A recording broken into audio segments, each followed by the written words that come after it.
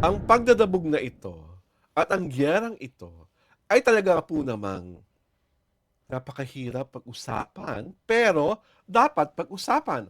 Ito po si Alwin Ignacio, ang Diva That You Love. Kasama ko ang aking kaibigang Ultra Maldita. Hi, this is Alex Ito po Brosas. ang The Hitty Show. Torian na Talakayan Showbiz Edition.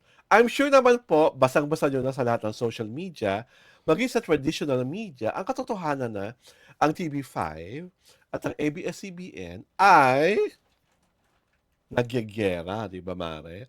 At Mhm. ang pinagyagirahan, ang TV5 po ay sinisingil ang magkano, Mare? I'm not particular with Ah, the figures. may 1 billion plus Mm.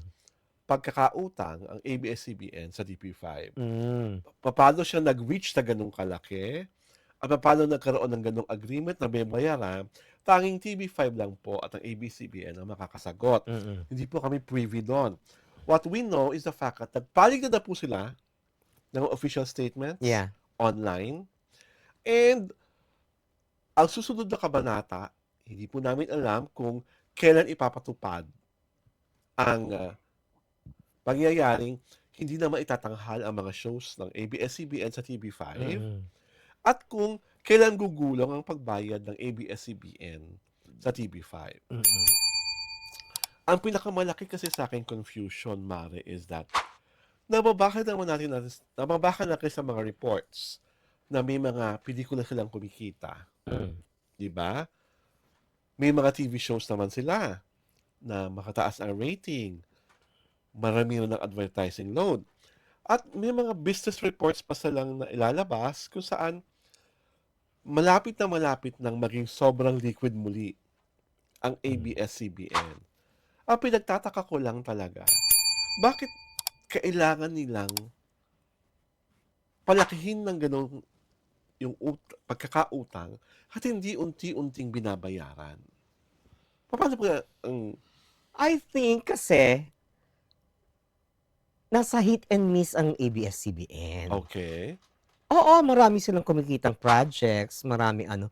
Pero marami ding hindi gaanong kumikita. So Okay. they have to absorb that, 'di ba? Mhm.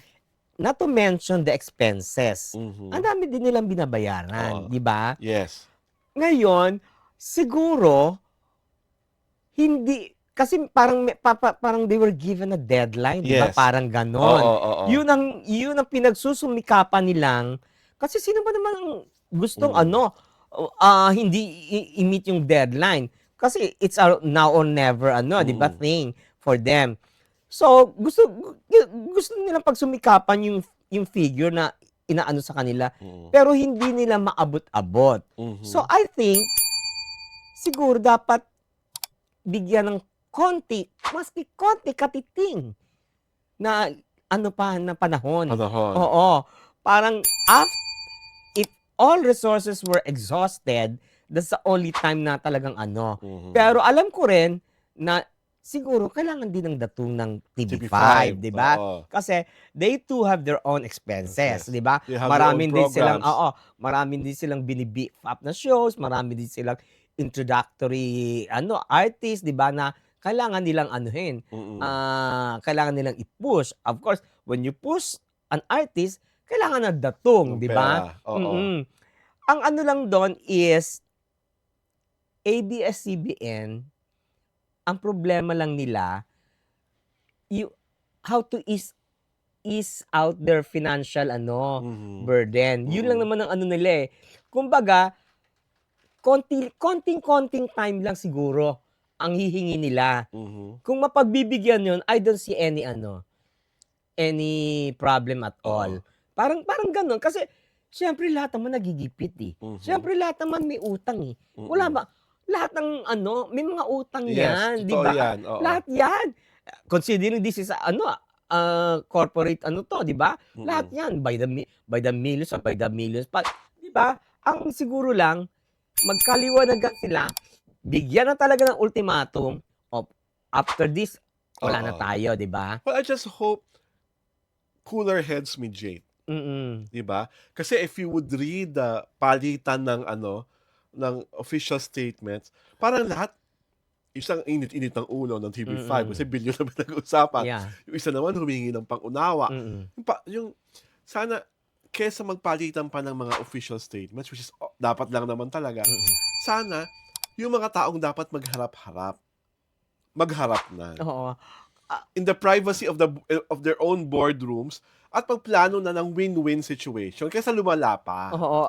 At kasi whether TV5 will admit it or not, ang laking tulong ng ABS-CBN show sa kanila. Mhm. Nare-recognize sila. Mhm. Pinapanood sila. Because of ABS-CBN shows. Mhm. 'Di ba? Ang Batang Quiapo, number 1 yan. Hindi nga Mhm. ma-beat nung isang network. Mhm. 'Di ba? So think ano yan content. Content Mm. yan ng ng Content na ABS-CBN lang, eh. oo. Content na lang eh, 'di ba? Content na nilabas sa So Hindi nila ma-beat yan. O, yung Roja, 'di ba? Mhm. No, yung iba pang mga shows nila na talagang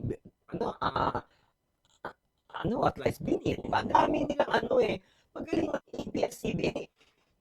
Nobody can Yeah. topple ABS-CBN sa idea. Kasi, well, what I see it's from the business perspective is because nakikita ng mga tao Mm. na Ginoong Pangilinan na Mm. ang dami niyang bongga eh. Mm. Ang dami niyong hits. Mm. Bakit kayo makapag-earmark na, isubi na natin to? Mm. Kasi, bakit kailangan paabutin pa sa 1 billion? Dapat, kung meron ng nasusubi, give na agad, di ba? Binabayad mo na yung kaagad para hindi siya lumaki ng ganung kalaki. Kasi ang perception ng mga tao sa business, Mm. ilan ang box office hit movies nyo na love yung kina Maricel. Mm. Ang second biggest box office hit pala ng this year yung pelikula ni Kim at ni Paolo. Mm. Tapos ang lalaki ng kinikita ng Bini Concerts. Mm. Diba? Ang lalaki ng kinikita ng sinasabi mo mga show. So, hindi mo dapat makatarungan lang na sa lahat ng kinikita niyon, minus all the expenses, minus all the overhead, nakapagtabi ka na, ito para sa TV5. Huwag natin paabutin pa. Kasi ang nangyari, parang, sige lang. Parang accumulated debt. Accumulated debt eh. So, parang samantalang, kung nagtabi ka na, ng parang debt na yon, hindi siya aabot ng ganung kalaki. Ako feeling ko, nairita lang si Manny kasi ang laki-laki na, wala pa rin. Mm. Di ba? Pareho tayong business partners, tas nakikita ko, ako nga, nag-uubos ako ng pera, show ko, hindi nagre-rate eh. Mm. Di ba? Ah. Hindi na nga nagre-rate ang show ko, tuwa ako, salamat dahil sa inyo, may nanonood ng TV5. Pero, yung para kay Juan, ibigay nyo naman kay Juan kasi nakikita ko, kumikita kayo. Bakit nyo na itabi yung dapat yung itabi? Kasi kung naitabi yun, sis, di ba? Hindi aabot ng 1 billion. Well, Carlo, alam mo ba kasabi mo dyan? Mas hindi kayo nakapagtabi nga naman. Yun lang naman ang question. Ang tawag dito, mareremedyohan niya ng Oo, ngayon nga. Pero, ako talaga sigurado ako mareremedyohan dahil matalino si Manny, matalino si Carlo. Pag yung dalawang taong matalino nag-usap, makikwentas klaras ang lahat. Pero yung thinking ko at yung thinking mo, pareho tayo eh. Na parang, bakit nga pinabot ng ganung kalaki? Pwede naman narendahan yun eh. Baka iba yung Iba yung sistema. Oo, iba yung system nila. Tawag dito na baka may neglect lang sila. 'Di ba? May naku, nakalimutan pala natin. Naku, dapat pala, 'di ba yung ganon? Too late na, 'di ba? Pero that can be ano pa rin naman yun eh. Ang tag dito, liability pa rin yun na they will have to settle. 'Di ba? Hindi naman mawawala yun eh. And from what I've been reading, hindi naman natatakbuhan. Isa-settle nila. Nervous lang sila, biglang may deadline na. Oo, kasi may kasi biglang may statement ang nauna kasi ang TV5 eh. Nauna silang mag statement, mag-issue. Sumagot lang ang ABS-CBN. Tsaka maganda sa ABS-CBN, hindi nila tinatanggi. Hindi naman, inaamin naman talaga nila. They were a remiss, di ba? Pero, hindi naman sila hindi naman nila aanuhan yan. katakasan. Kasi di ba nga, yung ibang tao, kasi yung paluwagan, may usapan na. Pag nangutang ka, okay sila sa katapusan ng bayad, maghuhulog ka. O pag hindi ka nakapaghulog, may interest. Di ba gano'n naman yun talaga? Sa simpleng tao lang, yung nangungutang ka lang nangutang ka kunyari ng 10K, kinseras katapusan, 3 months to pay. Di ba gano'n? So,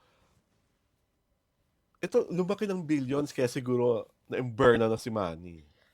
Pero I think lang yan,